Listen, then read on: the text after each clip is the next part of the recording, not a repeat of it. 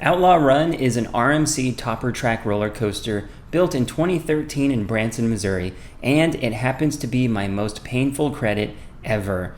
Let's rank it right now. Welcome back to the Hennisphere, everyone. After 2 years of teasing you, I'm finally releasing this video, and there will be many more coaster rankings coming right after this. So to remind you, the Hennisphere scale takes a roller coaster and scores it across 10 categories, ranging from 0 to 10 points. 5 of the categories are enthusiast categories, while the other 5 are general public categories. There's a total of 50 points available in each half, and when you add both of these scores together to get the total score, it will be out of 100 points. You then take the total score and compare it against all of the other roller coasters that have been ranked to get the final ranking. So let's start with the enthusiast categories. First off, we have the height, which is listed at 107 feet. This isn't very tall, so it gets a score of 5 out of 10. Next, we have speed, and this is more impressive. It goes 68 miles per hour on that initial first drop. So this is better. It's going to get a 7 out of 10.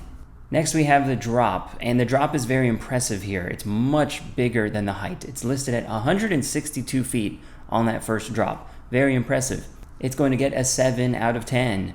Next, we have G-forces, and the G-forces here are pretty incredible. You have a really interesting inversion right off the bat after the first drop where it kind of flips around like 3/4 of the way and then undoes itself and keeps turning the same direction as it went into that element. Really cool. This ride has extreme ejector airtime in some moments, but towards the end of the ride, as it's crawling through the last double inversion, it feels like you're kind of hanging, like floating. So it has the best of both worlds here. So it has that out of your seat ejector airtime, but it's so fast you also have positives on the bottom of the drops. And for that, I'm going to give it an 8 out of 10. Next, we have wow factor, and because this was the first of its kind, it was the topper track prototype. It is incredible what RMC was able to do with a wooden roller coaster. This is extreme for a wooden coaster. And I am somewhat surprised that there weren't more of these built, because the budget for them seemed to be much less than the same design, but steel. So for wow factor, it's going to get a really respectable 9 out of 10. And when you add up these 5 scores, your enthusiast categories total 36 out of 50. Now let's move on to the other half. The theming of this coaster is very loose. You see a nice sign, you have a rather basic queue line, and there's some stuff in the station, but there's nothing along the ride that's impressive, so it gets a 6 out of 10. Next, we have the restraints, and this is where I need to talk about my most painful ride ever on a roller coaster.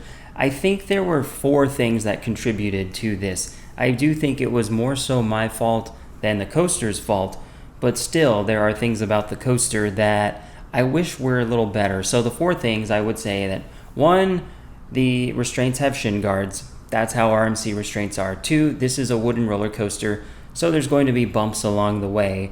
3, I have really long legs. My inseam is probably 34 to 35 inches, which means I have really long legs. And then 4, I sat near the back of the train, and you could even say 5, I rode with my hands up. All of that contributed to the restraints really stapling me more and more as the ride was going on, and it felt like my entire body weight was resting on my shins, which were resting on the shin guards. Very painful. It felt like the shin guards were trying to snap my tibias in half. And by the end of the ride, when we got to that double inversion, where you're kind of hanging there, slowly going through that last one upside down, I couldn't move at that point. I was just bracing, like white-knuckled, waiting for someone to release the restraints because I was so tense. I was in so much pain. I really needed to just get off the ride, and I couldn't ride it anymore that day. But I realized there are things I could do so that this doesn't happen again, which is 1, I need to ride in a non-wheel seat, which would be the front half of every car. There's no wheel there. On the back half of every car, there are wheels, and you feel the bumpiness a lot more there, and that contributes to the lap bar wanting to come down even more because the forces of the ride are very strong. So another thing I should do is not ride with my hands up, but instead ride defensively and actually pull up slightly on the restraints as the ride is going so that the restraint is not trying to come back down and staple me even more throughout the ride. But another thing I could do is ride towards the front of the train. It is not as crazy up there. It seems to be a little smoother up there. So I think I should stick with the front 2 cars only, but in the front half of one of those cars. I look forward to riding this ride again. I'm not trying to bash the ride, but it did provide, objectively speaking, the most painful experience I've ever had. It was very surprising. I was not expecting it, but of course I would happily do this again, but I would ensure that I don't run into this problem. But if you're really tall like me and you don't like the shin guards on these roller coasters, well, hopefully what I said can help you. So for restraints, it's going to get a 6 out of 10, which is below average. Now the layout of this is really cool, and as I said before, it has this really awesome looking overbank turn that flips you way past 90 degrees, and there are some other parts of the ride that are really whippy, just like this double heartline roll that's listed at the very end of the ride.